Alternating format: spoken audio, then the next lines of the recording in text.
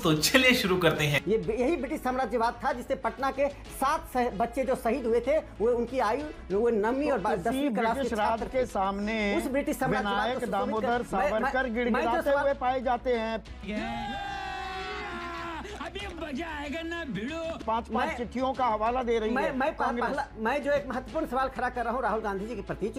बस हवा निकल गई। राहुल गांधी ने बिरसा मुंडा के दिवस पर दोनों की तुलना की थी और दोनों की तुलना में उन्होंने बिरसा मुंडा जी की देशभक्ति की प्रशंसा की थी और सावरकर जी को नीचा दिखाया।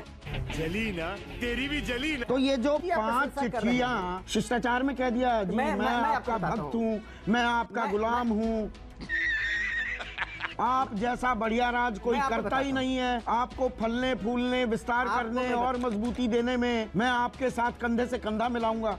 गजब बेइज्जती है। लब्बो लुबाब यही है 5 चिट्ठी का। सुन लीजिए, सावरकर जी ने अपने जीवन काल में एक उनकी गतिविधि कोई बता दे। मैं थोड़ा सा आपको देता हूँ। ये फंस गया। चाहे वो रत्नागिरी में नहीं रत्नागिरी से 1937 के बाद वो बाहर आ गए थे और जब आजाद हिंद फौज पूर्वी भारत में दखल दे रही थी, समझ रहे हो तो 3 जगह 1940, 41, 42 जो हिंदू महासभा के अध्यक्ष होने के नाते वो गए और लोगों से कहा गोरों की फौज में भर्ती हो जाइए और मजबूती दीजिए।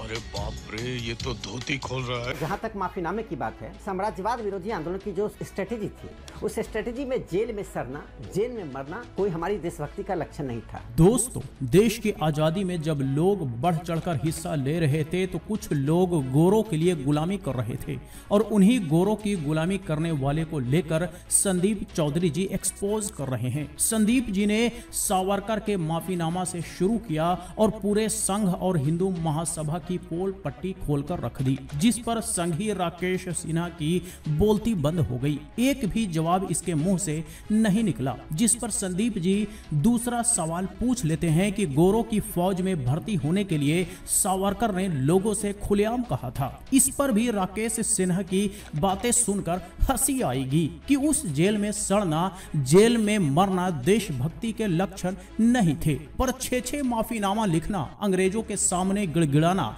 लोगों से अंग्रेजों का साथ देने के लिए कहना, ये सब इनके अनुसार देशभक्ति के लक्षण थे। राम प्रसाद बिस्मिल और असफुल्ला खान जब जेल में बंद थे, उनको फांसी की सजा हुई तो उन्होंने मर्सी पिटीशन वाइसराय को भेजा। अरे कहना क्या चाहते हो? और उस पिटीशन में राम प्रसाद बिस्मिल जी ने लिखा जो हमने क्रांतिकारी गतिविधियां की थी गलत थी। क्या हम मान लें कि राम प्रसाद बिस्मिल गद्दार थे? कुछ भी। इसीलिए मैंने कोट नहीं किया था। 1941 आप ही के बिहार के भागलपुर में अधिवेशन हो रहा था हिंदू महासभा का। गलत जानकारी दे रहा हूं तो बीच में टोकिएगा। वहां सावरकर ने भागलपुर अधिवेशन था वहां क्या कहा कि इस बात का संज्ञान लिया जाए कि जापान अब इस विश्व युद्ध में घुस गया है तो ये सीधे गोरों ब्रिटिश हुकूमत के दुश्मनों का हमला हम पर हो रहा है। कौन है ये लोग? कहां से आते हैं? ब्रिटिश हुकूमत के दुश्मनों का। तो आप एक चीज बताइए। आगे 1 मिनट। असम में घुस जाइए, फौज में शामिल हो जाइए, इससे लड़ने के लिए, आजाद हिंद फौज से, यही मतलब निकलता है ना। हाँ भाई हाँ। एक बात मैं स्पष्ट कर दूं कि राष्ट्रीय स्वयंसेवक संघ और हिंदू महासभा की रणनीति में 19द्वितीय विश्व युद्ध के दौरान अंतर था। तुमसे ना हो पाएगा।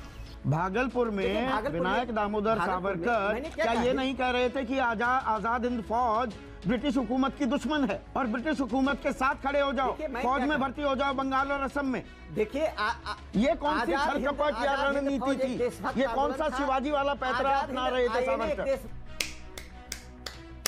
आजाद हिंद फौज पूरी तरह से देशभक्त का आंदोलन था। 1939 में सुभाष चंद्र बोस को षड्यंत्र के तहत कांग्रेस के अध्यक्ष पद से हटाया गया। और जब राकेश सिन्हा के पास कोई जवाब नहीं रहा तो राम प्रसाद बिस्मिल और अशफाकुल्ला खान की चिट्ठी पर आ गए, मतलब व्हाट अबाउट री। पर इस मूर्ख को यह पता होना चाहिए था कि ये लोग अंग्रेजों के सामने गिड़गिड़ाए नहीं थे, लोगों से अंग्रेजों का साथ देने के लिए नहीं कहा था। खैर, संदीप जी ने फिर से एक सवाल दागते हैं कि सावरकर ने आजाद हिंद फौज के खिलाफ अंग्रेजों का साथ देने के लिए भी लोगों को कहा था। तो इस पर भी संघी सिन्हा का कुतर्क देखिए, कह रहा है कि संघ और हिंदू महासभा का उस वक्त रणनीति अलग अलग थी। वाह जी वाह, ये देश को तब भी चूना लगाते थे और आज भी चूना लगाने की कोशिश कर रहे हैं, लेकिन इनका असली चेहरा पूरा देश जान चुका है। खैर, संदीप जी ने इस डिबेट में इस संघी के सामने सावरकर को गोरों का गुलाम साबित कर दिया, जो कि सच भी है।